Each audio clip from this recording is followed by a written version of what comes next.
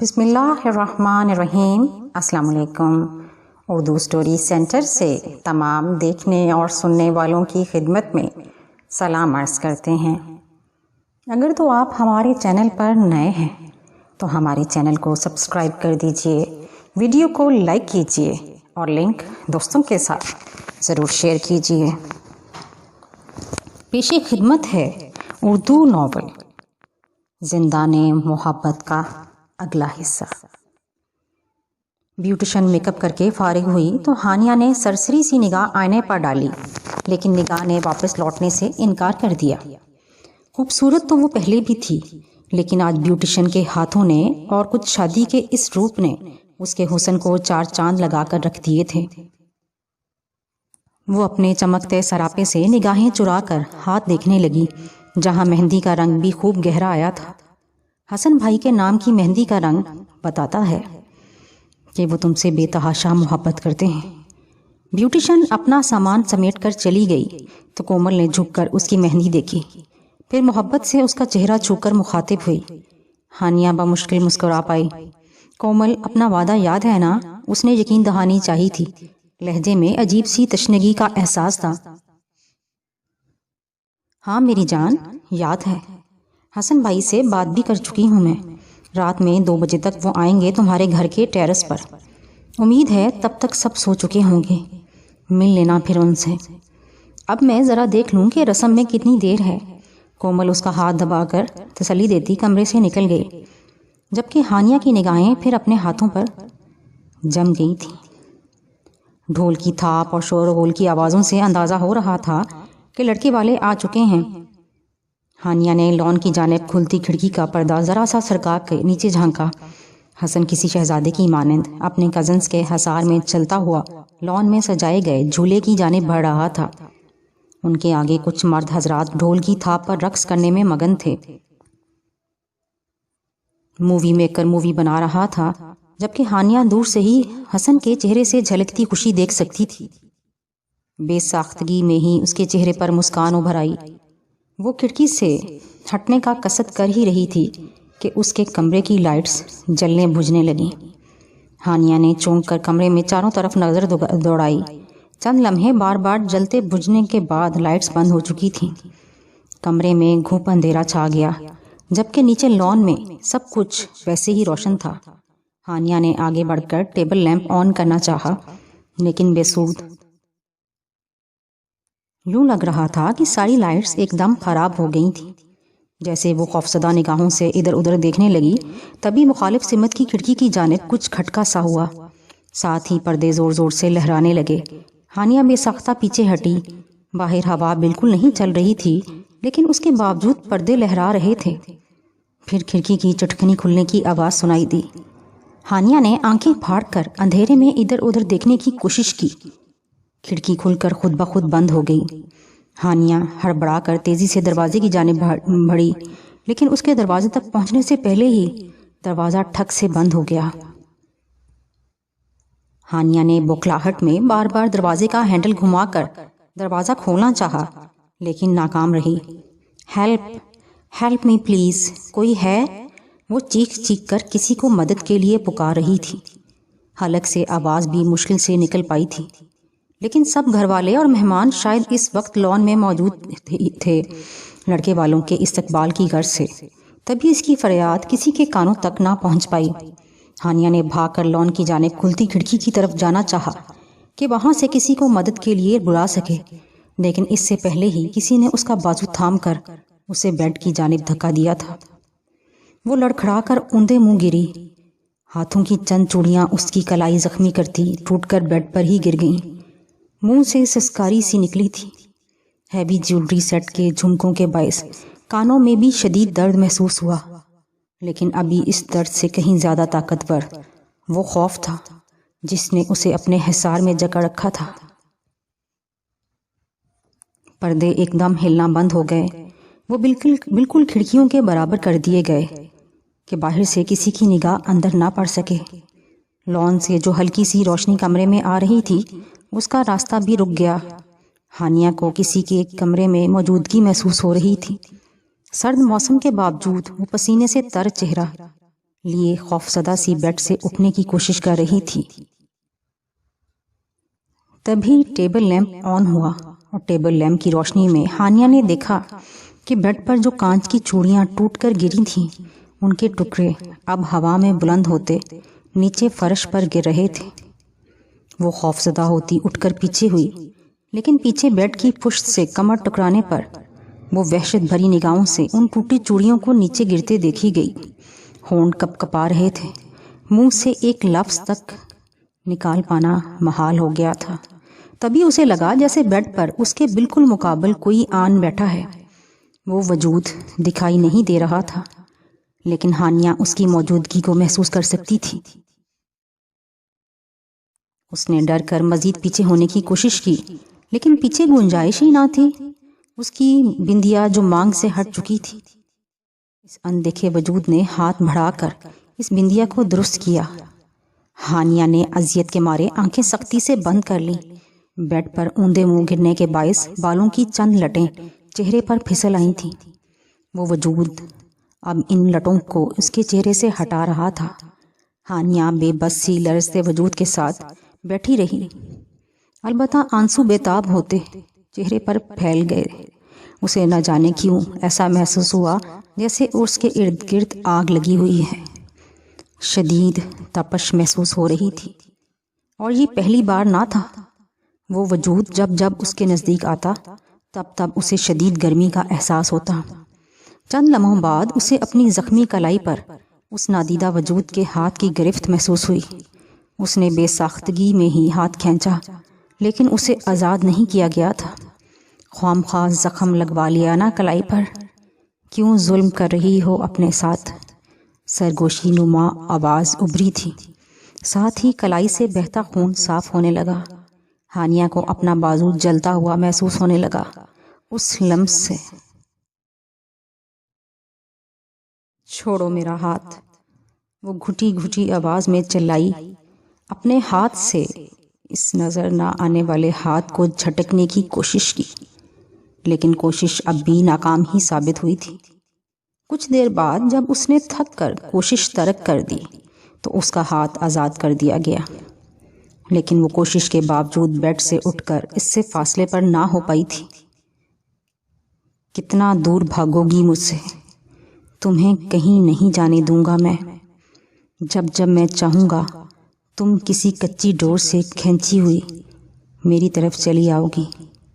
کہا تھا نا کہ مجبور مت کرو زبردستی کرنے پر، پیار سے سمجھایا تھا تمہیں، لیکن نہیں مانی میری بات۔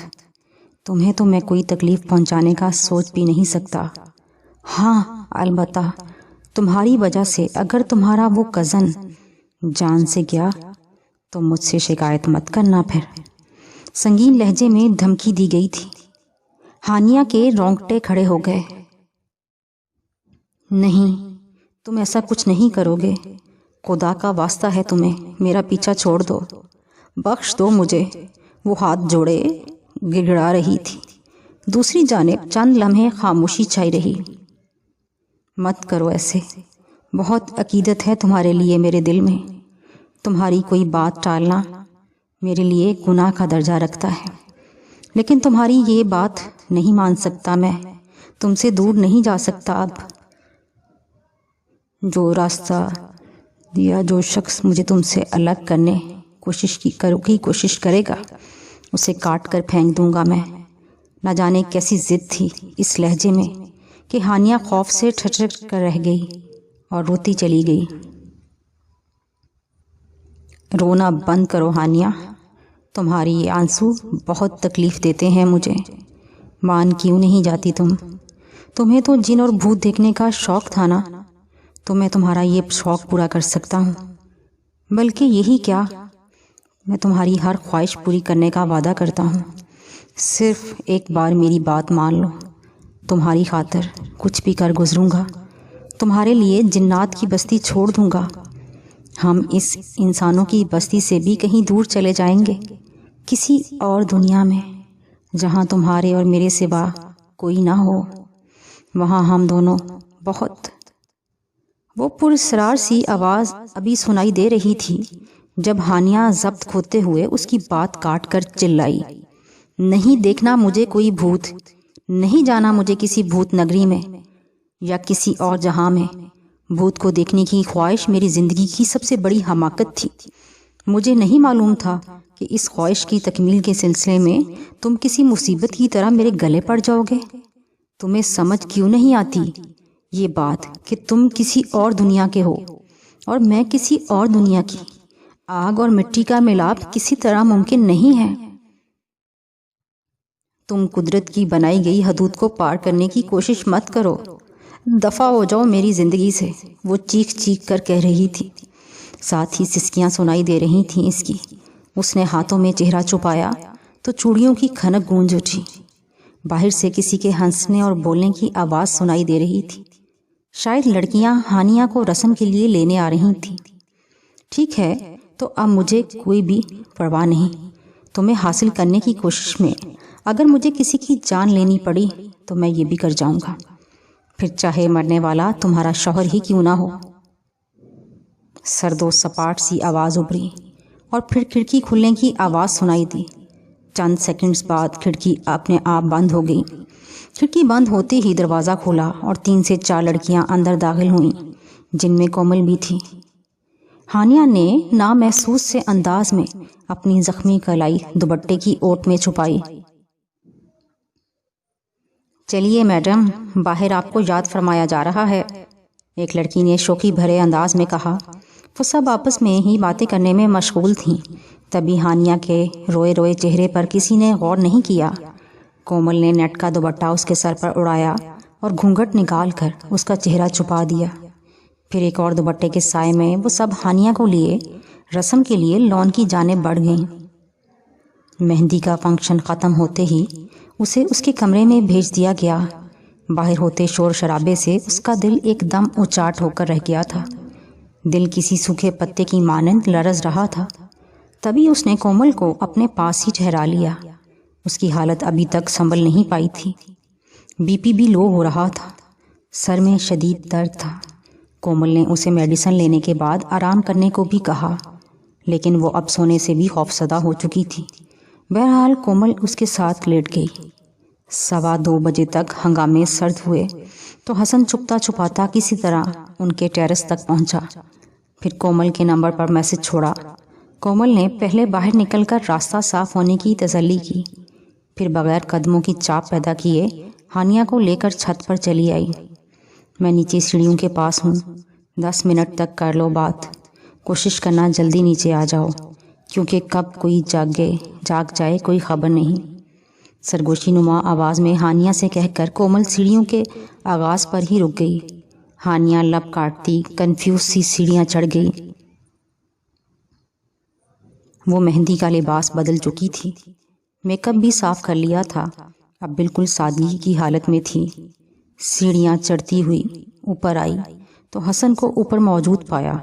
چند دن پہلے کا واقعہ اس کے ذہن میں گردش کرنے لگا، جب وہ حسن سمجھ کر لان میں آئی تھی اور اسے لے جایا گیا تھا۔ پھر دل چاہا واپس مڑ جائے کہ ایس پی فورٹ مرضی کے خلاف کہیں یہ بھی کوئی دھوکہ ہی نہ ہو۔ وہ ابھی اسی سوچ میں گم تھی جب حسن پلٹا اور اسے دیکھ کر اس کی جانب بڑھنے لگا۔ ہانیہ خوفزدہ ہو کر 2 قدم پیچھے ہٹی، یہ خیال کیے بغیر کہ وہ سیڑھیوں کے اختتام پر کھڑی ہے۔ قدم پیچھے لینے کے باعث وہ لڑکھڑائی تھی، اس سے پہلے کہ گرتی ہوئی سیڑھیوں سے ٹھوکریں کھاتی نیچے جاتی۔ حسن نے تیزی سے آگے بڑھ کر اسے ہاتھ سے تھام کر اپنی جانب کھینچا۔ یہ سب بہت اچانک ہوا تھا۔ ہانیہ نے سر اٹھایا تو اس کے چہرے پر ہوائیاں اڑ رہی تھیں۔ کیا ہو گیا ہے ہانی؟ پاگل تو نہیں ہو تم؟ دھیان کہاں ہے تمہارا؟ ابھی اگر سیڑھیوں سے گر جاتی تو؟ حسن نے اسے اس کی غائب دماغی پر سرزنش کی، لیکن پھر ہانیہ کی سفید پڑتی رنگت کو دیکھ کر چونکا۔ کیا ہوا ہے ہانی؟ تم اتنی ڈری سہمی ہوئی سی کیوں ہو؟ ایک دم شدید پریشانی جھلکنے لگی تھی اس کے لہجے سے۔ ہانیہ کے حلق میں نمکین گولا سا پھنسنے لگا۔ کچھ بولنے کی کوشش میں فقط ہکلا کر رہ گئی وہ۔ حسن نے تشویش سے اسے دیکھا، پھر اس کا ہاتھ تھام کر ایک جانب لے آیا، وہاں پڑے بینچ پر اسے بٹھایا اور خود اس کے مقابل بیٹھ گیا۔ کیا بات ہے ہانی، کچھ بولو پلیز، اس کا چہرہ ہاتھوں کے پیالے میں لے کر درخواست کی تھی، جبکہ نگاہیں اس کی نگاہوں میں ہی گڑی تھیں، جہاں بے یک وقت کئی جذبات موجود تھے، ڈر، خوف، غصہ، بے چینی، اضطراب، بے بسی اور وحشت۔ حسن، میں بہت پریشان ہوں، پلیز ہیلپ می، اس سچویشن سے کیسے نکلوں، کچھ سمجھ میں نہیں آ رہا۔ وہ رو پڑی تھی اس کے سامنے، دل کا غبار ہلکا کرنے لگی تھی۔ ہانی، ادھر دیکھو میری طرف، رونا بند کرو یار، مجھے کچھ بتاؤ تو صحیح، کیا ہوا ہے، کیا پریشانی ہے، پھر ہی کوئی حل بتاؤں گا نا۔ حسن نے اسے حوصلہ دینے کی کوشش کی۔ کچھ دیر بعد خود پر قابو پا کر ہانیہ نے اسے ساری بات بتا دی، اپنے ساتھ ہونے والے سب واقعات کہہ سنائے۔ حسن سب کچھ سن کر بہت دیر تک سر جھکائے خاموش بیٹھا رہا۔ حسن، میرے خیال میں ہمیں فوری طور پر کسی عامل سے رجوع کرنا چاہیے، وہ جو بھی ہے بہت خطرناک ہے، تمہیں یا مجھے کوئی بھی نقصان پہنچانے سے گریز نہیں کرے گا۔ ہانیہ نے اپنی سمجھ میں آنے والا واحد حل اس کے سامنے پیش کیا۔ او کم آن ہانی، بچوں جیسی باتیں مت کرو، یہ عامل، یہ بابے وغیرہ کچھ بھی نہیں ہوتے سوائے ایک ڈھکوسلے کے، صرف لوگوں کو بیوقوف بنا کر ان سے پیسے بٹورنے کا ذریعہ بنا رکھا ہے ان لوگوں نے۔ میں مانتا ہوں کہ جنات ہوتے ہیں، قرآن پاک میں بھی ان کی موجودگی کی گواہی دی گئی ہے، لیکن ان کی اور ہماری دنیا میں ایک حد مقرر کی گئی ہے جسے ہم انسانوں کو اجازت نہیں ان جنات کی دنیا میں جانے کی، ویسے ہی اللہ نے انہیں بھی اجازت نہیں دی کہ وہ انسانوں کی دنیا میں آئیں۔ سب اپنی اپنی دنیا کے باسی ہیں، اور پھر اس جن زادے کو کیا پڑی ہے یوں کسی انسان پر فدا ہونے کی؟ اس کی اپنی دنیا میں جن زادیوں کا کوئی کال پڑ گیا کیا؟ یہ سب تمہارا وہم ہے ہانی، صرف تمہاری امیجینیشن۔ میں نے ایک سائیکائٹرسٹ سے تمہاری ساری حالت ڈسکس کی ہے، سب کچھ سننے کے بعد انہوں نے بتایا کہ تم شاید نائٹ فوبیا کا شکار ہو۔ یہ بھی ایک نفسیاتی بیماری ہے جس میں انسان اندھیرا پھیلتے ہی خوفزدہ ہونے لگتا ہے، اپنے سائے سے بھی ڈرنے لگتا ہے۔ ایسے میں اسے لگتا ہے اس کے ساتھ مختلف واقعات پیش آ رہے ہیں، جبکہ یہ سب صرف اس کی امیجینیشن ہوتی ہے، اس کے اپنے خیالات ہوتے ہیں اور کچھ نہیں ہوتا، اور وہ جو کچھ دیکھنا چاہتا ہے یا جو کچھ اس کے دماغ میں چل رہا ہوتا ہے اسے وہی سب نظر آتا ہے۔ بھروسہ رکھو، جیسا تم سوچ رہی ہو ویسا کچھ نہیں ہے، کوئی دوسرا وجود نہیں جو مجھے یا تمہیں نقصان پہنچائے۔ Be brave. حسن کی باتوں پر ہانیہ شاکڈ ہی تو ہو کر رہ گئی تھی، مطلب وہ اس کے ساتھ پیش آنے والے ان تمام واقعات کو جھٹلا رہا تھا۔ لیکن حسن، وہ سب میری امیجینیشن نہیں تھی، میں نے خود، وہ ہکلاتے ہوئے اسے یقین دلانے کی کچھ کہنے جا رہی تھی جب حسن نے اس کا ہاتھ تھاما۔ یہ وقت ان باتوں کا نہیں ہے ہانی، گولڈن ٹائم ہے یہ ہمارے لیے، ہم اپنی زندگی کے قیمتی لمحے ان فضول باتوں میں کیوں ضائع کر رہے ہیں؟ کسی کو کچھ نہیں ہوگا، اگر کچھ ہونا ہوتا تو اب تک ہو چکا ہوتا۔ چلو مان بھی لیا کہ یہ سب تمہاری امیجینیشن نہیں، جو کچھ تم نے بتایا سب سچ ہے، لیکن یہ بھی سوچو کہ اب یہ سب کر کے اسے کیا ملے گا، اب جب کہ ہمارا نکاح ہو چکا ہے، شرعی طور پر ہم میاں بیوی ہیں۔ کل تو صرف رخصتی کا فریضہ ادا ہونا ہے، بنیادی چیز نکاح تھی، اگر اسے روکنا ہوتا تو اس نکاح کو روکتا۔ نکاح ہو جانے کے بعد باقی بچتا ہی کیا ہے جو وہ یوں تمہیں دھمکائے گا؟ ڈونٹ وری، سب ٹھیک ہو جائے گا۔ کل تک خود کو مضبوط رکھو، اس کے بعد میری محبت، میرا پیار تمہیں کچھ اور سوچنے کا موقع ہی نہیں دے گا، تم صرف میرے بارے میں سوچا کرو گی۔ وہ نرم لہجے میں کہتا اس کا دھیان بٹانے کی کوشش کر رہا تھا، اور اس کوشش میں کافی حد تک کامیاب بھی رہا تھا۔ ہانیہ نے دھیرے سے اس بات میں سر ہلا دیا۔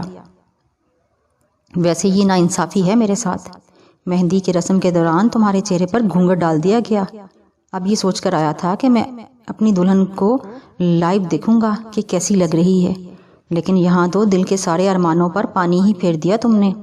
میک اپ تو چلو صاف کر ہی دیا، مہندی کا لباس تک بدل کر آئی وہ ظالم لڑکی، وہ مصنوعی خفگی سے کہہ رہا تھا۔ ہانیہ کے گالوں پر سرخی سی چھانے لگی، جبکہ لبوں پر شرمگی مسکراہٹ آن ٹھہری تھی۔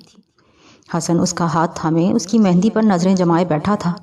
مہندی کے ڈیزائن میں چھپا کر حسن کا نام لکھا گیا تھا۔ تھوڑی دیر تلاش کرنے کے بعد حسن نے بالآخر اپنا نام تلاش کر ہی لیا۔ لوگ بارات کے دن دلہن کے ہاتھ کی مہندی میں اپنا نام تلاش کرتے ہیں، لیکن میں ذرا ایڈوانس ہوں، مہندی کی رات ہی یہ کام کر لیا۔ وہ شرارت بھرے لہجے میں نچلے لب کو دانتوں میں دباتے ہوئے کہہ رہا تھا۔ ہانیہ ہنس دی اس کی اس بات پر۔ ہی رانجھا کی گفتگو اگر ختم ہو گئی تو نیچے آ جائیں، میں تھک گئی ہوں پہرے داری کرتے کرتے۔ کومل کی شرارتی آواز سن کر ہانیہ بکھلاتے ہوئے اس کے ہاتھوں سے اپنا ہاتھ چھڑا کر اٹھ کھڑی ہوئی۔ سالی صاحبہ، غلط وقت پر انٹری دینا آپ نے اپنا فرض سمجھا ہوا ہے شاید۔ حسن بھی بالوں میں ہاتھ پھیرتا اٹھ گیا۔ جی بالکل، کیونکہ ابھی ان سب کاموں کا اور یوں رومانس جھاڑنے کا وقت نہیں آیا۔ کومل نے شرارتی نگاہیں حسن پر جماتے ہوئے ہانیہ کا ہاتھ تھاما۔ کوئی بات نہیں، کل ہمارا وقت بھی آئے گا، دیکھ لوں گا، پھر آپ لوگوں کو بھی۔ کل اگر مجھے اور میری بیوی کو ڈسٹرب کیا آپ نے تو اچھا نہیں ہوگا۔ وہ بھی شرارت پر آمادہ تھا۔ کل کس نے دیکھا ہے جناب؟ کومل اٹھلا کر ہانیہ کو لیے سیڑھیوں کی جانب روانہ ہوئی، اس بات سے بے خبر کہ کل کا سورج ان کو کیا دکھانے والا ہے۔ بارات کا دن آن پہنچا تھا۔ پورے گھر میں افراتفری کا عالم تھا۔ سب مہمان خوشی سے چمکتے لہجے لیے ادھر سے ادھر اپنی تیاریوں میں مگن تھے، اور شفیق صاحب اور مہر النساء بیگم بھی سب دیکھ رہے تھے اور بہت مطمئن اور خوش تھے کہ آج بیٹی کے فرض سے فارغ ہو جائیں گے۔ لیکن اس کے ساتھ ساتھ شفیق صاحب اور مہر النساء کام کرتے کونوں میں چھپ چھپ کر آنسو بھی بہا رہے تھے۔ بیٹی کو بیاہ کر باعزت طور پر اس کے فرض سے سبکدوش ہونے کی خوشی اپنی جگہ تھی، لیکن اتنے نازوں سے پالی گئی بیٹی کو یوں ایک ہی دن میں کسی اور کے حوالے کر دینا کوئی آسان کام تو نہیں ہوتا ماں باپ کے لیے۔ دوسری جانب وہ تھی ہانیہ، جو اپنے کمرے میں ہی قید ہو کر رہ گئی تھی۔ آج رو رو کر اس نے آنکھیں سجا رکھی تھیں۔ اس گھر میں آج اس کا آخری دن ہے۔ آج ماں باپ سے جدائی اس کے مقدر میں لکھ دی جائے گی، یہی سوچ اسے رلا رہی تھی۔ صبح ناشتے کے نام پر اس نے فقط آدھا کپ چائے پی تھی، اس کے بعد کچھ بھی کھانے کو دل نہیں چاہا۔ دوپہر کا کھانا یوں بھی گول کر دیا جاتا ہے۔ حسن کی سنگت کا احساس دل میں خوشیوں کے سمندر میں موجن پیدا کر رہا تھا، تو دوسری جانب اپنے ماں باپ سے بچھڑنے کا احساس دل کو تڑپا رہا تھا۔ بظاہر کچھ بھی غیر معمولی نہیں تھا، لیکن پھر بھی نہ جانے کیا بات تھی کہ اس کا دل سہم سہم جا رہا تھا۔ سپہر 3 بجے کے قریب اسے پارلر کے لیے روانہ کر دیا گیا۔ آج بھی کومل ہی اس کے ساتھ تھی۔ بیوٹیشن بار بار اسے رونے سے منع کر رہی تھی کہ رونے کے باعث میک اپ کرنا مشکل ثابت ہو رہا تھا۔ تبھی وہ ضبط کیے بیٹھی تھی۔ اس کا بی پی لو ہو رہا تھا شاید۔ بار بار دل گھبرانے لگتا، سر میں بھی شدید درد شروع ہو چکا تھا۔ رات 9 بجے بارات کی آمد ہونی تھی اور 8:45 تک ہانیہ کو ہال میں برائڈل روم میں پہنچا دیا گیا تھا۔ 9 بجے سے 9:30 کا وقت ہوا، پھر 10 بج گئے، لیکن بارات ابھی تک نہ آئی تھی۔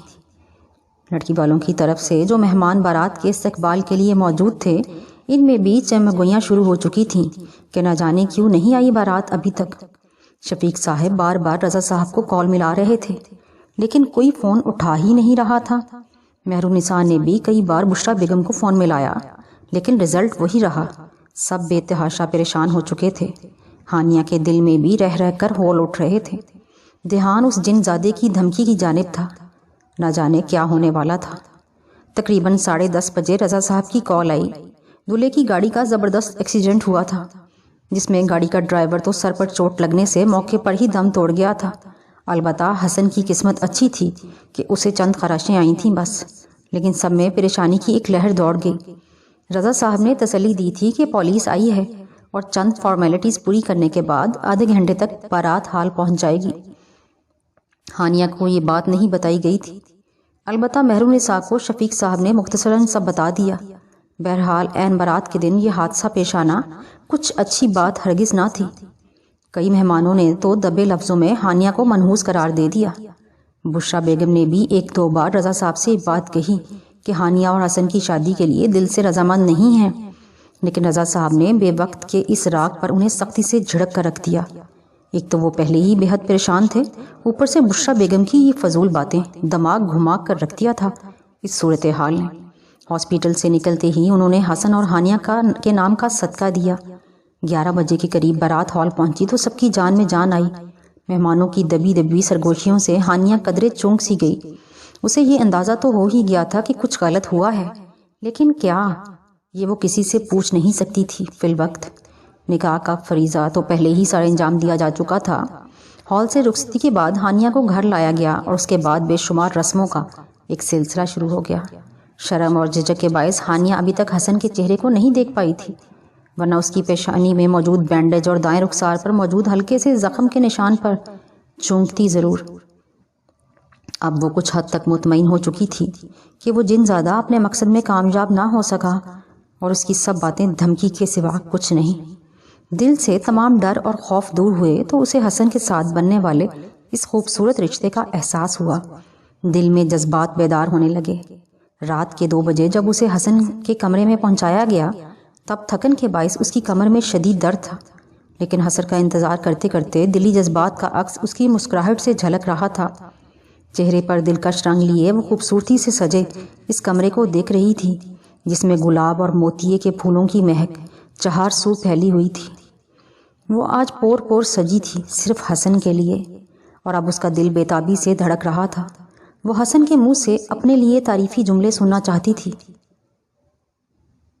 کچھ ہی دیر بعد دروازے پر کھٹکا سا ہوا تو وہ فوراً گھونگھٹ گرا کر نظریں جھکائے بیٹھ گئی۔ دل اتنی تیزی سے دھڑک رہا تھا جیسے ابھی پسلیاں توڑ کر باہر نکل آئے گا۔ حسن کمرے میں داخل ہوا۔ دروازہ لاک کرتا وہ دھیمے قدموں سے بیڈ کی طرف چلا آیا۔ السلام علیکم، نرم سی آواز میں سلام کیا۔ ہانیہ نے سر کے اشارے سے سلام کا جواب دیا۔ زبان تو گویا تالو سے چپک کر رہ گئی تھی۔ اس کی ہتھیلیاں پسینے میں بھیگنے لگیں۔ حسن کچھ پریشان سا تھا، لیکن اس وقت اس نے اپنے چہرے کے تاثرات کو نارمل رکھنے کی ہر ممکن کوشش کی کہ جانتا تھا ہانیہ فوراً بات دل پر لے لیتی ہے۔ ہانیہ سے کچھ فاصلے پر بیٹھتے ہوئے حسن نے اس کے جھکے سر کو دیکھا۔ آج ہانیہ کے لیے نہ جانے کون کون سی باتیں سوچی تھیں اس نے۔ بہت سے لوگوں سے جملہ سننے کو ملا کہ یہ لڑکی اس گھر کے لیے اور حسن کے لیے منحوس ثابت ہوئی ہے۔ اس کے آنے کے بعد گھر میں کبھی سکون نہیں رہ سکے گا۔ وہ تو غیر تھے، ان کی باتیں تو برداشت کی جا سکتی تھیں، لیکن حسن کی اپنی ماں بشرا بیگم نے اس کے سامنے اس شادی کو لے کر آج جو واویلا کیا، حسن وہ کبھی نہیں بھول سکتا تھا۔ ایک تو اس ایکسیڈنٹ کی ٹینشن، اوپر سے اماں کی دل دکھاتی باتیں۔ ہانیہ کے خلاف ان کے دل میں جو زہر تھا، اس میں کئی گنا اضافہ ہو چکا تھا۔ رضا صاحب سے پڑنے والی ڈانٹ کا غصہ بھی انہوں نے حسن پر اپنی بھڑاس نکال کر ختم کیا، یہ جانے بغیر کہ ان کی باتوں نے ان کے بیٹے کے دل کو کتنا بوجھل کر کے رکھ دیا ہے۔ بہت دیر تک جب وہ اپنی سوچوں میں گم رہا، لیکن پھر گہری سانس بھرتا ہانیہ کی جانب متوجہ ہوا جو اپنے ہاتھوں کو مسل رہی تھی۔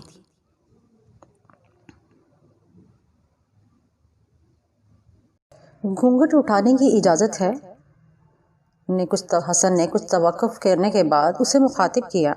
ہانیہ نے شرارت بھرے انداز میں لب دانتوں تلے دباتے ہوئے نفی میں سر ہلا دیا۔ حسن حیران ہوا، ہاتھ بڑھا کر گھونگھٹ اٹھانا چاہا، لیکن ہانیہ نے فوراً اپنا سر پیچھے کی جانب کر لیا۔ تو مطلب آج دیدار نہیں کرنے دو گی؟ حسن کے انداز پر وہ کچھ چونک سی گئی۔ اس شرارت کے بدلے وہ بھی حسن سے کسی شرارت کی توقع کر رہی تھی کہ وہ زبردستی گھونگھٹ الٹنے کی کوشش کرے گا، لیکن حسن مزید کوشش ترک کرتے ہوئے پیچھے ہٹ چکا تھا۔ وہ خاموش سی ہو گئی، البتہ دل میں وسوسے سر اٹھانے لگے تھے۔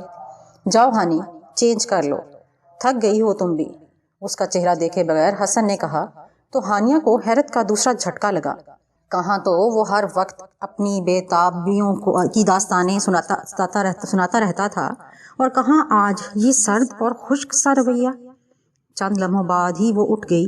بھاری بھرکم لہنگا سنبھالتے ہوئے اس نے واش روم کا رخ کیا۔ حسن بیڈ پر نیم دراز سا ہو گیا۔ ہانیہ جب واش روم سے نکلی تو وہ میک اپ بھی صاف کر چکی تھی۔ سادگی بھرا وجود، سادہ سا لباس، چہرے پر سے خوشی کے رنگ بھی ماند پڑ چکے تھے۔ یہاں آؤ ہانی۔ حسن کے پکارنے پر وہ نظریں جھکائے اس کی طرف چلی آئی۔ بیڈ پر بیٹھی تو حسن نے سائڈ ٹیبل کے دراز سے کچھ نکالا۔ وہ گولڈ کی خوبصورت چین تھی، ساتھ منفرد اور باریک ڈیزائن کا خوبصورت سا لاکٹ۔ بغیر کچھ کہے حسن نے چین کی ہک کھول کر ہانیہ کی گردن میں چین پہنا دی۔ میں جانتا ہوں میرا رویہ تمہیں الجھا رہا ہوگا، لیکن ہانی، آج جو کچھ ہوا اس کے بعد سے میں خود کو نارمل نہیں کر پا رہا۔ مجھے معلوم ہے کہ آج کے حوالے سے بہت سے خواب ہوتے ہیں لڑکیوں کے، لیکن میں کیسے بتاؤں تمہیں، بہت عجیب سا محسوس ہو رہا ہے مجھے۔ سمجھ نہیں آ رہا کہ کسی کے دکھ کو بھول کر کیسے اپنی خوشیوں بھری زندگی کا آغاز کروں۔ وہ بے بس سے لہجے میں کہہ رہا تھا۔ ہانیہ نے الجھتے ہوئے پہلی بار نگاہ اٹھا کر اس کی جانب دیکھا۔ کچھ کہنے کے لیے لب کھولے لیکن حسن کی پیشانی پر موجود بینڈیج اور گال پر موجود زخم نے جیسے اس کی بولتی بند کر دی چند لمحوں کے لیے۔ حسن یہ کیا ہوا آپ کو؟ وہ بوکھلا سی گئی تھی حسن کے چہرے پر زخم دیکھ کر۔ حسن جو یہ سمجھ رہا تھا کہ ہانیہ کو اس ایکسیڈنٹ کی خبر ہوگی، وہ اس کے اس رد عمل پر چونکا تو گویا ہانیہ کو کچھ بھی نہیں بتایا گیا تھا۔ تبھی وہ اتنی مطمئن سی بیٹھی تھی پہلے۔ حسن، میں کچھ پوچھ رہی ہوں، یہ چہرے پر یہ کیسے زخم ہے حسن؟ کب ہوا یہ؟ رات کو تو آپ بالکل ٹھیک تھے۔ ایسا کوئی زخم نہ تھا۔ وہ رونے والی ہو گئی تھی ایک دم۔ کچھ دیر پہلے دل میں جو نرم گرم جذبات ابھر رہے تھے وہ اپنی بے قدری کو رو رہے تھے۔ کچھ نہیں ہوا ہانی، ٹینشن مت لو یار، ایک معمولی سا ایکسیڈنٹ ہوا ہے بس، ریلیکس۔ حسن اس کی حالت دیکھ کر مزید پریشان ہو گیا۔ تبھی اسے تسلی دینے کی کوشش کی۔ کب ہوا ایکسیڈنٹ؟ مجھے کیوں نہیں بتایا کسی نے؟ حسن، آپ تکلیف سے گزرے اور مجھے اس سے سب سے بے خبر رکھا گیا۔ کیوں؟ وہ تڑپتی ہوئی اب حسن کی پیشانی کو چھو رہی تھی جبکہ آنکھوں سے آنسو بہہ رہے تھے۔ ارے ہانی، ریلیکس ہو جاؤ، میں پہلے ہی بہت پریشان ہوں، مزید پریشان مت کرو مجھے، صبر رکھو، سب بتا دوں گا تمہیں۔ حسن نے اس کا ہاتھ تھاما۔ پریشان؟ حسن، آپ پریشان کیوں؟ آپ تو بڑے سے بڑے معاملات پر بھی پریشان نہیں ہوتے، پھر آج کیوں؟ ایسی کون سی بات ہے جس نے آپ جیسے مضبوط ہمت اور حوصلے والے شخص کو پریشان کر دیا؟ حسن کا رویہ اسے اس بات کا احساس دلا رہا تھا کہ ایکسیڈنٹ اتنا بھی معمولی نہ تھا جتنا وہ کہہ رہا تھا۔ اپنی چوٹ پر پریشان نہ ہوں میں ہانی، دکھ مجھے ڈرائیور کی موت پر ہوا ہے۔ نہ جانے اس کے گھر میں کیا حالات ہوں گے اس وقت، کیا گزر رہی ہوگی اس کی فیملی پر، وہ افسردہ لہجے میں کہہ رہا تھا جبکہ ہانیہ چونکی تھی اس کی بات پر۔ ڈرائیور کی موت؟ یہ کیا کہہ رہے ہیں آپ حسن؟ وہ نہ سمجھی سے اسے دیکھے گئی۔ ہاں ہانی، میری کار کا جو ڈرائیور تھا وہ اس ایکسیڈنٹ میں مارا گیا۔ ایکسیڈنٹ اتنا شدید تھا کہ ساری گاڑی بھی ٹوٹ پھوٹ گئی، سب کچھ ٹھیک تھا، ہم بھی اپنی ڈائریکشن میں جا رہے تھے ہال کی جانب، لیکن پتہ نہیں کیسے گاڑی کے اسٹیئرنگ پر ڈرائیور کا قابو نہ رہا، پتہ ہی نہیں چلا کہ ہمارے ساتھ ہوا کیا۔ وہ بریک لگانے کی کوشش کرتا رہا لیکن ناکام رہا، اسٹیئرنگ خود بخود حرکت کرتا رہا اور ہماری گاڑی ایک ٹرک سے جا ٹکرائی۔ ڈرائیور کے سر پر شدید چوٹ آئی جس کے باعث وہ فوراً دم توڑ گیا۔ میرا بچنا کسی معجزے سے کم نہیں۔ میں خود حیران ہوں کہ اتنے بڑے ایکسیڈنٹ میں کیسے بچ گیا، وہ بھی کسی شدید چوٹ کے بغیر۔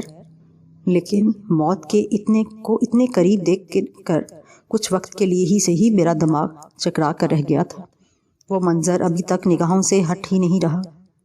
حسن نے دونوں ہاتھوں میں سر تھاما جبکہ ہانیہ پھٹی پھٹی نگاہوں سے اسے دیکھی جا رہی تھی۔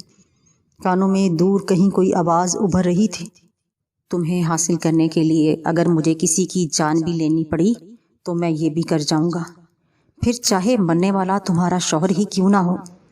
سنگین لہجے میں دی گئی یہ دھمکی فقط دھمکی نہ تھی، مطلب یہ کہ اس نے جو کہا وہ کرنے کی کوشش بھی کی۔ لیکن ہانیہ کی خوش قسمتی تھی یا حسن کا مقدر کہ حسن بچ گیا، لیکن ڈرائیور جان سے چلا گیا۔ حسن، میں نے کہا تھا نا کہ وہ کچھ نہ کچھ ضرور کرے گا، آپ نے میری بات نہیں سنی۔ دیکھا، میں نے آپ کو بتایا بھی تھا کہ وہ بہت خطرناک ہے۔ وہ رو دی تھی اس بار۔ حسن نے الجھ کر اسے دیکھا۔ وہ کون؟ شاید کل رات کی بات اس کے ذہن سے نکل چکی تھی، تبھی وہ پوچھ رہا تھا۔ وہی جن ذات جس نے مجھے دھمکی دی تھی کہ وہ آپ کو نقصان پہنچانے کی کوشش ضرور کرے گا، ہانیہ نے جیسے اسے یاد دلانا چاہا۔ حسن چند پل اسے دیکھے گیا، پھر ایک دم اس کے چہرے پر بیزاریت چھانے لگی۔ پلیز ہانی، اب تم یہ مت کہنا کہ اسی نے یہ سب کرنے کی کوشش کی ہے، کوئی کسی کو نقصان نہیں پہنچا سکتا۔ یہ ایکسیڈنٹ ہونا اور آج کے دن ہی ہونا میری قسمت میں لکھا تھا، اور قسمت کا لکھا ہو کر ہی رہتا ہے۔ حسن تلخی سے گویا ہوا، حسن آپ اس بات کو اتنا ہلکا کیوں لے رہے ہیں؟ کیوں جھٹلانے کی کوشش کر رہے ہیں؟ آپ کسی عامل سے رجوع کر کے دیکھیں، اور کچھ نہیں تو وہ آپ کو آپ کی حفاظت کے لیے کوئی تعویذ تو دے گا نا۔ ہانیہ جانے کیوں بے چین سی ہو کر رہ گئی تھی۔ اس کی چھٹی حس کہہ رہی تھی کہ یہ سب کیا دھرا اس جن زادے کا ہی ہے۔ Please Hania stop this naan sense.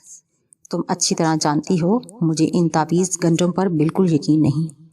ہماری زندگی میں جو کچھ بھی ہوتا ہے وہ صرف اللہ کی مرضی سے ہوتا ہے۔ کوئی تیسرا بندہ نہ تو ہمیں تکلیف پہنچا سکتا ہے اور نہ ہی کسی تکلیف کا مداوع کر سکتا ہے۔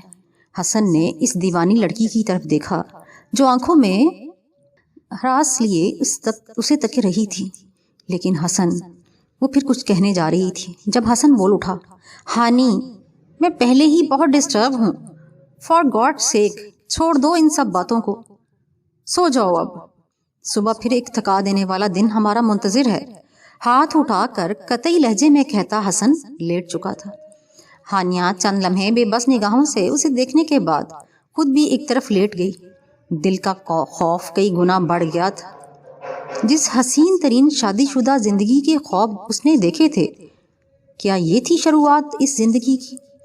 دل ٹوٹا تو آنکھوں سے بھی صابن کی جھڑی لگ گئی۔ بہت دیر تک وہ چپ چاپ آنسو بہاتی رہی، جبکہ حسن اس کی ہلکی ہلکی سسکیوں سے بے چین ہوتا کروٹیں بدلتا رہا۔ ولیمے کا دن پرسکون انداز میں گزر گیا۔ سب کل کے واقعے کو بھول کر مطمئن سے ادھر ادھر جا رہے تھے۔ ایک وہی تھی جو اداس سی تھی۔ حسن بھی رات اس کے ساتھ اپنے بیہیویئر پر شرمندہ سا تھا۔ ولیمے کی تقریب کے بعد ان دونوں کو ہانیہ کے گھر لایا گیا۔ کچھ وقت باہر چچا چچی اور مہمانوں کے ساتھ گزارنے کے بعد جب وہ ہانیہ کے روم میں آیا تو وہ ڈریسنگ ٹیبل کے سامنے کھڑی دوپٹے کو پنوں سے آزاد کروا رہی تھی۔ حسن جب کمرے میں آیا تو ہانیہ نے دوپٹے کی آخری پن نکالی، ایک خاموش نگاہ حسن پر ڈالی اور دوپٹہ بیڈ پر رکھ دیا۔ اب وہ بالوں کا جوڑا کھولنے لگی تھی جب حسن اس کی طرف چلا آیا۔ جانتا تھا وہ ناراض سی ہے، اتنی جلدی تھی چینج کرنے کی، میرے آنے کا انتظار تک نہیں کیا، میرے لیے سجی ہو اور مجھے ہی دیکھنے کی اجازت نہیں۔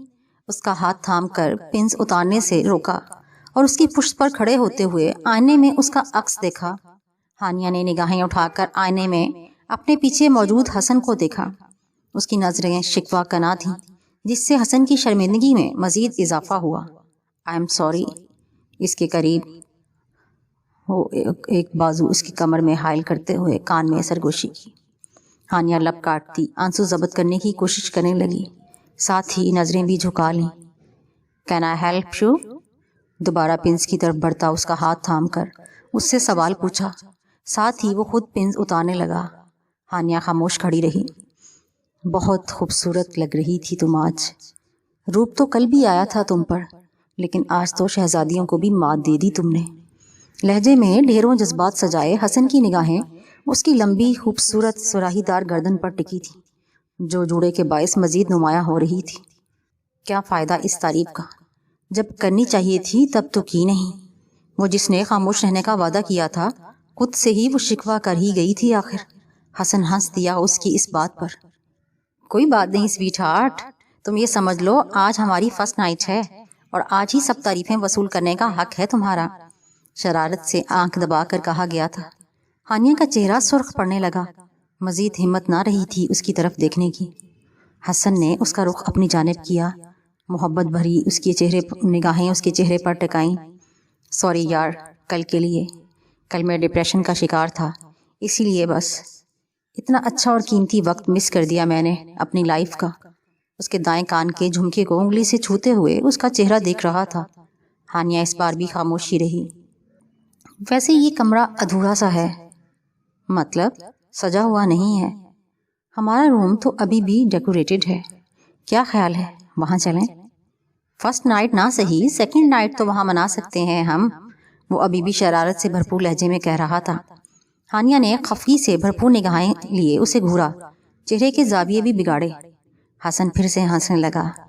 اچھا ایسے تو مت گھورو، مذاق کر رہا تھا میں، کل کی رات جیسی بھی گزری اسے بھول جاؤ، لیکن ہم اپنی اس نئی زندگی اور اس نئے رشتے کا آغاز ہمارے کمرے سے ہی کریں گے، تاکہ وہاں ان انمول لمحات کی بہت سی یادیں ہوں ہمارے پاس۔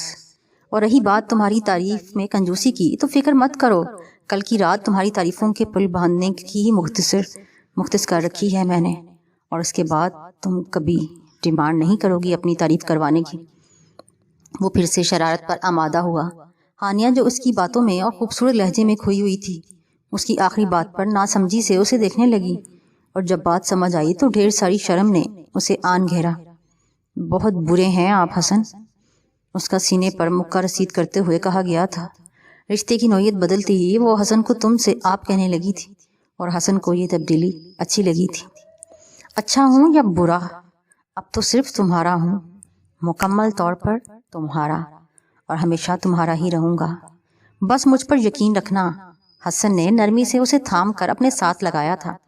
ہانیہ نے اس کے سینے پر سر رکھتے ہوئے طمانینت سے آنکھیں موند لیں، جب دور کہیں کھڑکی کے اس پار دو سرخ رنگ نگاہوں نے انہیں اپنے حصار میں لیا تھا۔ نفرت سے، غصے سے، اذیت سے بھرپور نگاہیں۔ اگلا دن طلوع ہوا تو پردے سے چھن کر آتی روشنی چہرے پر پڑنے کے باعث ہانیہ کی آنکھ کھلی۔ نیند کے عالم میں ہی اس نے ایک بار آنکھیں کھول کر پھر بند کی۔ انگڑائی لیتے ہوئے ہاتھ کسی سے مس ہوا تو وہ ایک دم ڈر کر آنکھیں کھل گئی۔ تیزی سے دائیں جانب دیکھا تو خود اپنے ہی دل کے اس خوف پر ہنس دی۔ برابر میں حسن موجود تھا، جو گہری نیند سویا ہوا تھا۔ ہانیہ بے خودی کے عالم میں اس کا چہرہ دیکھی گئی، جہاں ماتھے پر بکھرے بھورے بال اس کی وجاہت کو مزید بڑھا رہے تھے۔ حسن کا ایک بازو ہانیہ کے گرد مائل تھا، جس پر سر رکھ کر ہانیہ رات میں سوئی تھی۔ وہ اس کے بازو سے اٹھ گئی کہ بازو تھک گیا ہوگا، پھر کوہنی کے بل نیم دراز سی اسے دیکھنے لگی۔ دل نے بے ساختہ خواہش کی تھی اس کے ماتھے پر بکھرے بالوں کو سنوارنے کی۔ وہ بغیر کچھ سوچے سمجھے اس خواہش کو عملی جامہ پہنا گئی۔ اپنے بالوں میں کسی کے ہاتھ کی سرسراہٹ کو محسوس کر کے حسن کی نیند ٹوٹی۔ مندی مندی آنکھیں کھول کر دیکھا تو مسکراتی ہوئی ہانیہ پر نگاہ پڑی، جس کے گال کا ڈمپل اس کی نظروں کو قید کر گیا۔ گڈ مارننگ، ہانیہ نے اسے آنکھیں کھولتے دیکھا تو بول اٹھی۔ مارننگ، حسن نے ہاتھ بڑھا کر اسے اپنے اوپر گرا کر خود سے قریب کرتے ہوئے جواب دیا۔ اٹھ جائیے جناب، دن چڑھ چکا ہے۔ ہانیہ نے شرارت سے اس کی ناک دبائی۔ جب اتنی خوبصورت بیوی آپ کے پہلو میں موجود ہو، جس کا ڈمپل آپ کی جان لینے پر تلا ہو، تو کس کمبخت کا دل چاہے گا پھر اٹھنے کو؟ وہ اس کے بالوں میں منہ چھپانے کی کوشش کر رہا تھا۔ بری بات ہے حسن، یہ ہمارا گھر نہیں ہے، باہر بہت سے مہمان موجود ہیں، اچھا نہیں لگتا یوں دیر سے اٹھ کر جانا، اٹھ جائیں اب۔ وہ خود کو اس کی گرفت سے آزاد کرواتی فوراً بیڈ سے اٹھی۔ باہر ہوتی چہل پہل باقی سب گھر والوں کے جاگنے کا اعلان کر رہی تھی۔ اوف، ایک تو یہ سورج میاں کو بھی کچھ زیادہ ہی جلدی تھی آج طلوع ہونے کی۔ بندہ یہی سوچ لیتا ہے کہ میاں بیوی کی پرائیویسی میں مخل نہ ہو۔ وہ کسل مندی سے کہتا ہوا اٹھ گیا، جبکہ ہانیہ اس کی بات پر ہنستی ہوئی فریش ہونے باتھ روم کی جانب بڑھ گئی۔ رات کا وقت ہو چلا تھا۔ ہانیہ اور حسن اپنے گھر آ چکے تھے۔ ڈنر کے بعد کافی کا دور چل رہا تھا تو سب لوگ وہیں لانج میں بیٹھے گپ شپ کرنے لگے۔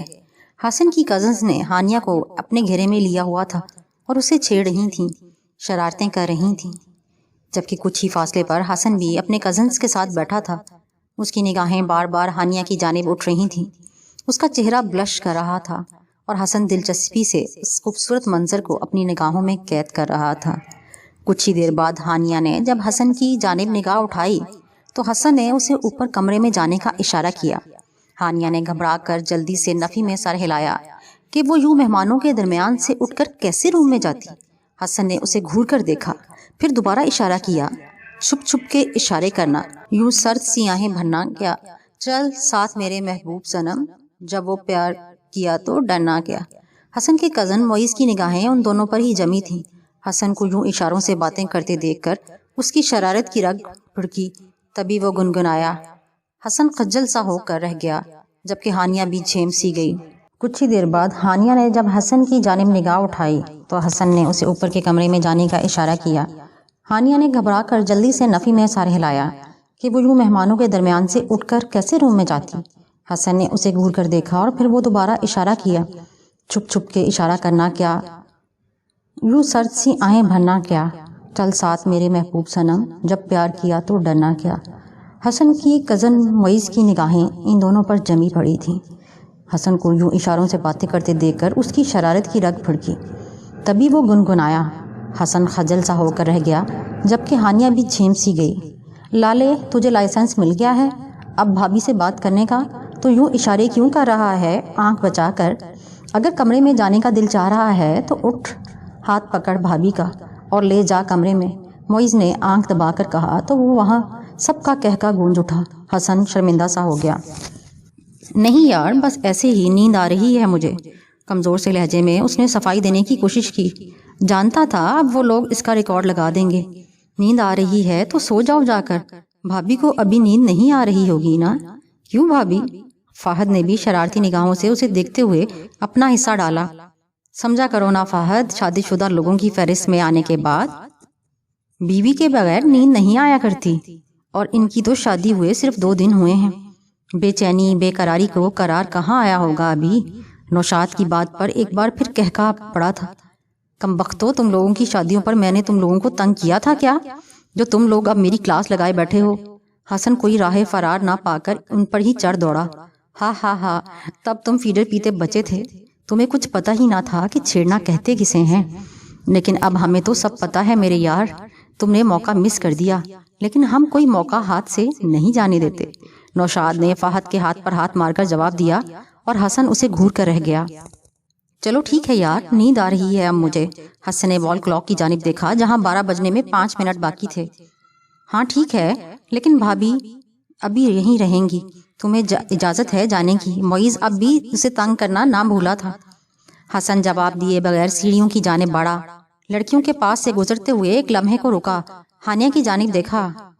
ہانی، ایک گلاس پانی لا دو روم میں، کہہ کر وہ تیزی سے سیڑھیاں چڑھ گیا، جبکہ وہاں بیٹھے تمام افراد کے چہروں پر مسکراہٹ بکھر گئی۔ سب جانتے تھے کہ پانی تو صرف ایک بہانہ تھا ہانیہ کو روم میں بلانے کا۔ کچھ دیر بعد ہانیہ پانی لے کر روم میں آئی تو حسن وہاں موجود ہی نہ تھا۔ ہانیہ نے متلاشی نگاہیں ادھر ادھر گھمائیں، پانی کا گلاس ڈھک کر سائڈ ٹیبل پر رکھ دیا اور بالکنی کی طرف بڑھی، لیکن وہ وہاں بھی نہ تھا۔ ہانیہ الجھتی ہوئی کمرے میں واپس آئی۔ تبھی باتھ روم کا دروازہ کھول کر حسن باہر نکلا۔ صرف ٹراؤزر میں ملبوس تھا وہ، شرٹ کے بغیر اس کے مسلز نمایاں ہو رہے تھے۔ گردن میں ٹاول لٹکا رکھا تھا جس سے وہ بالوں کو خشک کر رہا تھا۔ تبھی اس کی نگاہ سامنے کھڑی ہانیہ پر پڑی، جو اسے یوں شرٹ کے بغیر دیکھ کر بکھلا سی گئی۔ اس کے چہرے پر لالی سی چھانے لگی تھی۔ حسن شرارتی انداز میں نچلا لب دانتوں تلے دبائے اس کی جانب بڑھنے لگا۔ ہانیہ نے اسے اپنی جانب بڑھتے دیکھا تو اس کی سانس تک رکنے لگی۔ آنے والے لمحات کے بارے میں سوچ کر اس کا دل تیز تیز دھڑکنے لگا۔ اس نے ہڑبڑا کر حسن کی جانب دیکھا جو قدم قدم اس کی طرف بڑھتا اس کے اور اپنے درمیان کا فاصلہ کم کر رہا تھا۔ وہ بے ساختہ پیچھے ہونے لگی۔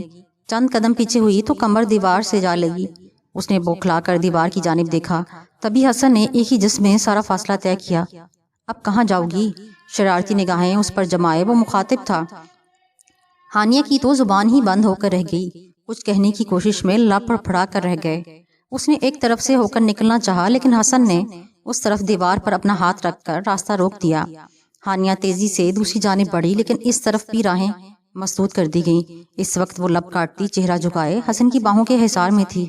حسن نے اپنی گردن سے تولیہ نکالتے ہوئے ایک بازو اس کی کمر کے گرد حائل کیا، پھر اپنے اور اس کے درمیان کا چند انچ کا فاصلہ مٹاتے ہوئے اس کی پیشانی پر اپنی محبت کی پہلی مہر ثبت کی۔ ہانیہ کے وجود میں سرد سی لہر دوڑ گئی، لیکن پیشانی پر لیے گئے اس بوسے سے پورے وجود میں سکون سرایت کر گیا۔ بہت وقت ضائع کر لیا ہانی، اپنی زندگی کی تو اہم راتیں گنوا دی ہم نے، لیکن آج نہیں۔ آج یہ سارے گریز ایک جانب رکھ کر اپنے اس خوبصورت رشتے کا آغاز کرتے ہیں۔ آج کی یہ خوبصورت رات ہماری زندگی کی یادگار رات ہوگی۔ اس کے کانوں میں نرم گرم جذبات سے بھرپور سرگوشیاں کی جا رہی تھیں۔ وہ ہر بات بھولنے لگی تھی۔ اسے یاد تھا تو صرف یہ کہ اس وقت وہ حسن کے ساتھ تھی، اپنی محبت کے ساتھ، اور ان دونوں کے درمیان ایک جائز رشتہ تھا، میاں بیوی کا رشتہ۔ تبھی اس نے بغیر کوئی اعراض برتے خود کو حسن کے حوالے کر دیا، اور حسن خود سپردگی کے اس عالم پر فدا ہو گیا تھا۔ وہ گہری نیند میں تھی جب اسے کچھ عجیب سا احساس ہوا۔ اسے ایسے لگا جیسے اس کی ٹانگ کو کسی نے زور سے پکڑا ہو۔ اس سے پہلے کہ وہ آنکھیں کھولتی یا نیند کے عالم سے باہر آتی، کسی نے اسے زور سے گھسیٹا۔ وہ بیڈ سے نیچے گری، کمر زمین سے ٹکرائی تھی، پورے جسم میں شدید درد کا احساس جاگا، لیکن مہلت دیے بغیر وہ اندیکھا وجود اسے گھسیٹنے لگا، پہلے فرش پر، پھر سڑک پر، پھر کانٹے دار جھاڑیوں پر۔ وہ چیخ رہی تھی، چلا رہی تھی، لیکن سننے والا کوئی نہ تھا وہاں۔ اس نے آنکھیں کھول کر ادھر ادھر دیکھنا چاہا، لیکن ہر سمت گھپ اندھیرا تھا۔ صرف یہ محسوس ہو رہا تھا کہ وہ کوئی جنگل تھا، گھنا سیاہ جنگل، جہاں اسے بے دردی سے گھسیٹا جا رہا تھا۔ کانٹوں پر گھسیٹے جانے کے باعث اس کا پورا وجود لہو لہان ہو گیا تھا، لباس بھی جگہ جگہ سے پھٹ چکا تھا۔ اس کا وجود کئی بار راستے میں آتے درختوں سے ٹکرایا، سر چکرانے لگا تھا، جسم پھوڑے کی مانند دکھنے لگا تھا۔ اس کی دل خراش چیخیں سننے والا وہاں کوئی نہ تھا۔ وہ رو رہی تھی اونچی آواز میں، کسی کو مدد کے لیے پکار رہی تھی۔ منہ سے بار بار حسن کا نام برآمد ہو رہا تھا، لیکن حسن اس کی تکلیف سے بے نیاز کمرے میں پرسکون نیند سو رہا تھا۔ وہ مزاحمت کرتی خود کو چھڑانے کی کوشش کر رہی تھی، لیکن پکڑنے والے کی گرفت بے حد مضبوط تھی۔ یوں ہی گھسیٹتے گھسیٹتے اس کے ہاتھ کوئی چیز لگی، پتہ نہیں کیا تھا وہ، شاید کسی درخت کا تنا۔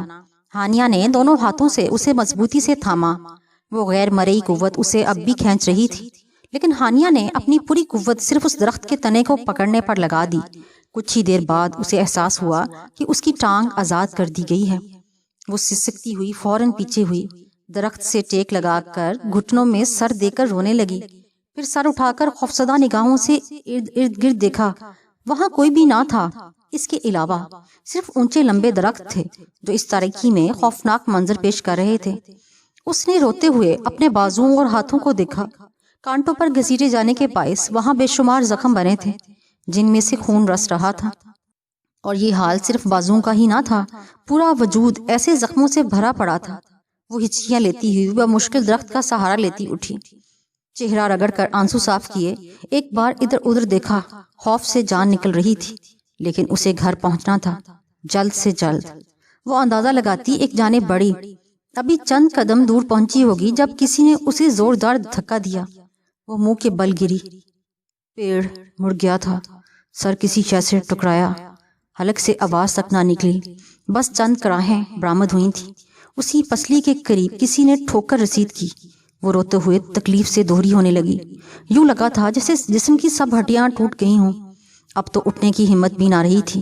یوں ہی روتے روتے نہ جانے کتنی دیر ہوئی تھی، جب اسے ایک دم روشنی کا احساس ہوا۔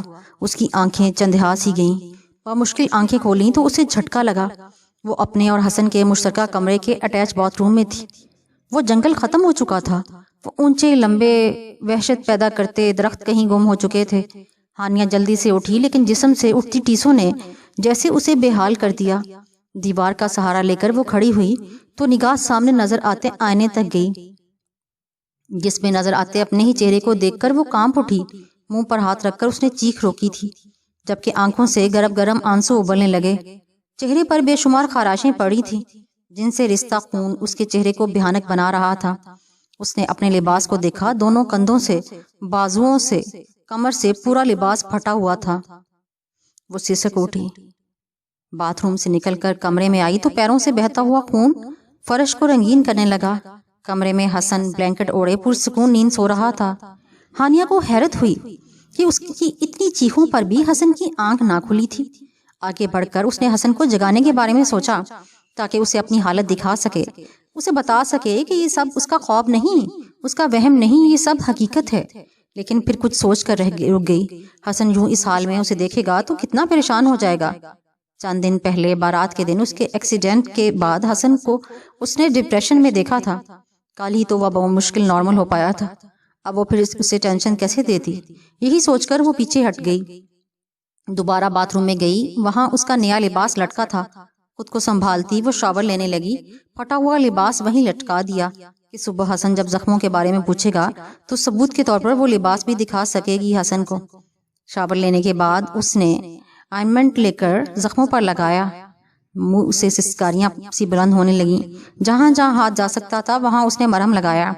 پھر کمرے میں آئی، صوفہ پر بیٹھی تو بار بار وہی مناظر اس کی نگاہوں کے سامنے ابھرنے لگے جو اس کے رونگٹے کھڑے کر دیتے تھے۔ سوچ سوچ کر وہ پاگل ہونے کو تھی۔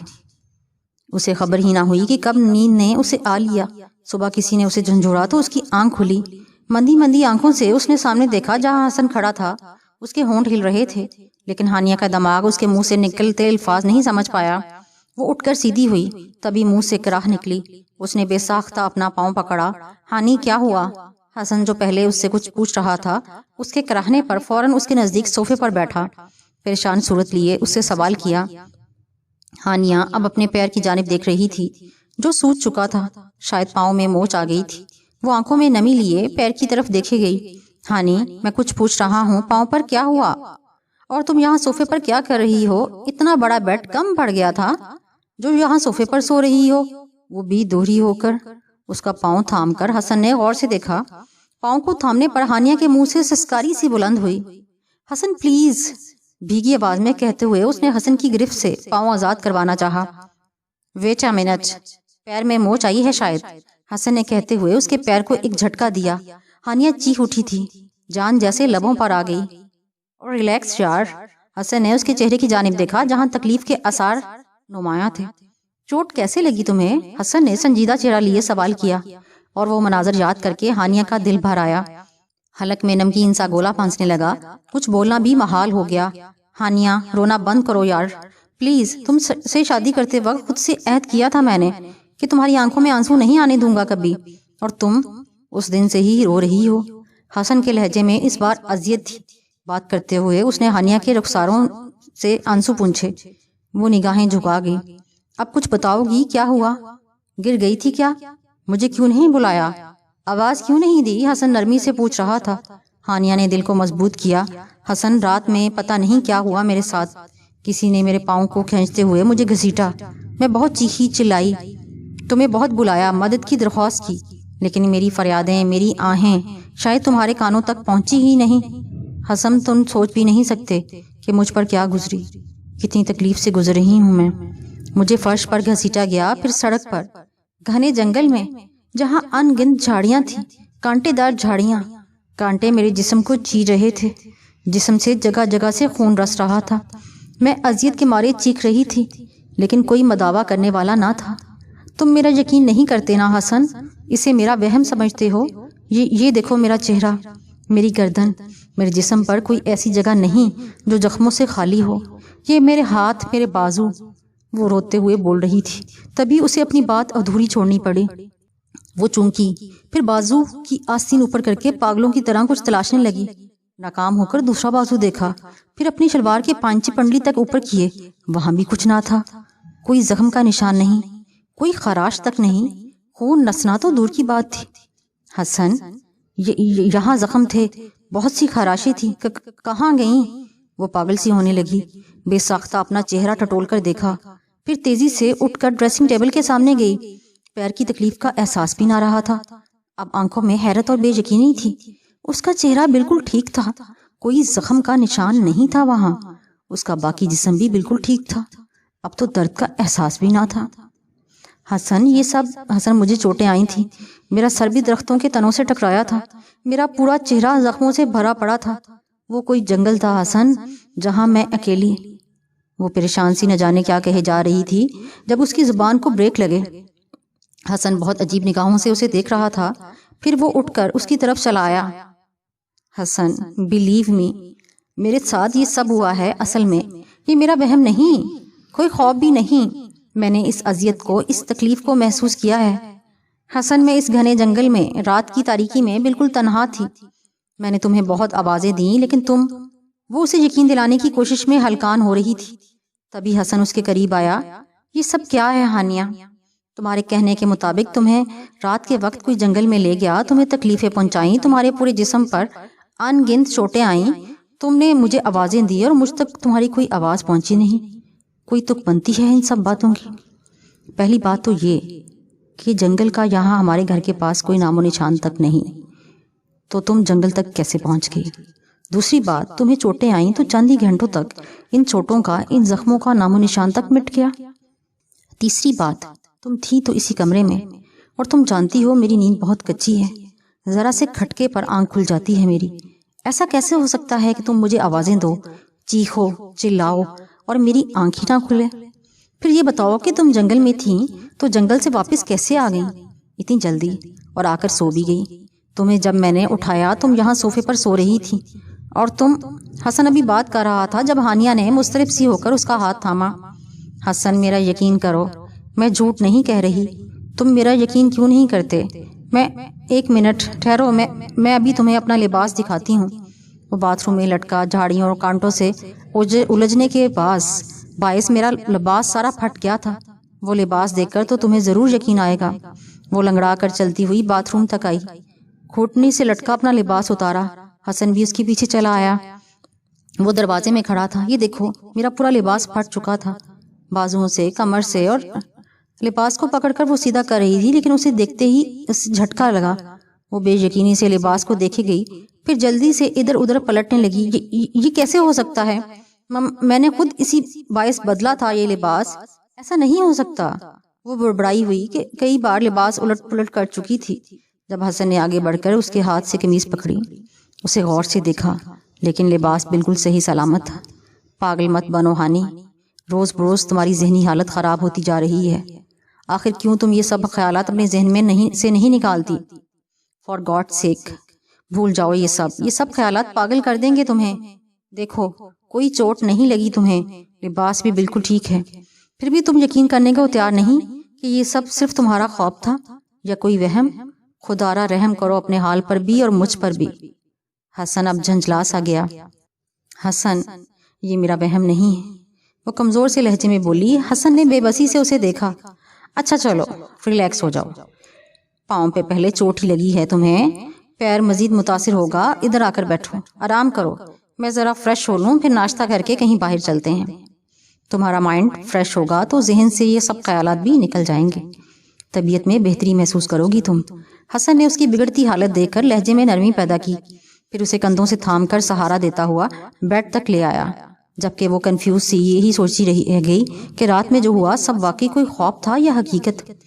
دل و دماغ یہ بات ماننے سے ہی انکاری تھے کہ یہ اس کا وہم ہے۔ وہ سچ تھا، سب کچھ سچ۔ وہ کوئی حویلی تھی غالباً، کوئی بہت بڑا گھر، راہداریاں ہی راہداریاں تھی وہاں۔ جیسے بہت سے گھروں کی چھتیں ایک دوسرے سے جڑی ہوتی ہیں، ویسے ہی اس حویلی کی چھت تھی، جہاں 400 پتے ہی پتے بکھرے تھے، خشک پتے، جیسے خزاں کے موسم میں درختوں کے تمام پتے جھڑ کر زمین کو اپنی چادر میں چھپا لیتے ہیں، ویسے ہی اس حویلی کی چھت بھی خشک اور زرد پتوں میں چھپی تھی۔ وہ اکیلی اس حویلی کی چھت پر ننگے پیر ادھر سے ادھر بھاگتی پھر رہی تھی، جیسے کسی کو تلاش کر رہی ہو۔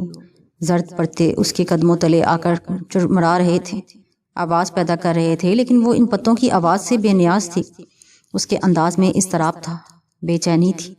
یہ ایک وسیع چھت سے گزر کر اگلی چھت پر آئی، وہاں سیڑھیاں بنی تھیں۔ وہ تیزی سے سیڑھیاں اتری، نگاہیں کچھ تلاش کر رہی تھیں، لیکن پھر مایوس لوٹ آئیں۔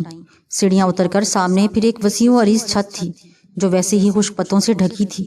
وہ ان پتوں پر چلتی ہوئی پھر آگے بڑھی، آگے پھر سیڑھیاں تھیں، وہ ان سیڑھیوں پر چڑھتی چلی گئی۔ سامنے بہت سی راہداریاں بنی تھیں، جہاں ایک راہداری میں سرخ گلاب کے پھول ہی پھول بکھرے تھے۔ اس راہداری کے دونوں اطراف بہت سی مشالیں روشن تھیں، جیسے کسی نے اس راہ کو فقط اس کے لیے سجایا ہو۔ ان پھولوں کو اور اس سجاوٹ کو دیکھ کر اس کے لبوں پر بہت خوبصورت مسکان ابھری، چہرہ چمک اٹھا تھا۔ وہ مسرور سی اپنے ننگے پیر نرمی سے ان پھولوں پر رکھتی آگے بڑھنے لگی۔ جیسے جیسے وہ آگے بڑھ رہی تھی ویسے ویسے سامنے سجی مشالیں خود بخود روشن ہوتی جا رہی تھیں اور اس کی خوشی کو مزید بڑھا رہی تھیں۔ اس لمبی راہداری کے اختتام پر ایک بڑے سے دروازے پر ہوا، دروازے پر چند الفاظ لکھے تھے۔ اس نے آنکھیں سکیڑ کر ان الفاظ کو پڑھنے کی کوشش کی۔ Welcome to my world Hania. وہ الفاظ تھے یا کوئی جادو جو ہانیہ کو پورے وجود پر ایک سحر سا طاری کر گئے تھے۔ اس نے دروازہ کھولا، گمان تھا کہ دروازے کے اس پار کوئی کمرہ ہوگا، لیکن اس کی آنکھیں کھلی کی کھلی رہ گئیں۔ سامنے انتہائی خوبصورت منظر تھا۔ رات کا وقت، سامنے آسمان پر چاند کا بڑا سا تھال تھا جس نے اپنی دودھیا روشنی سے ہر چیز کو روشن کر رکھا تھا۔ کافی دور ایک جھیل تھی جس میں چاند کا عکس نظر آ رہا تھا اور یوں محسوس ہو رہا تھا جیسے زمین پر دو چاند اتر آئے ہوں۔ اس جھیل کے درمیان ایک بہت خوبصورت پلرز پر کھڑی ہو چوکور چھت تھی جس سے سفید رنگ کی روشنیاں سی پھوٹ رہی تھیں۔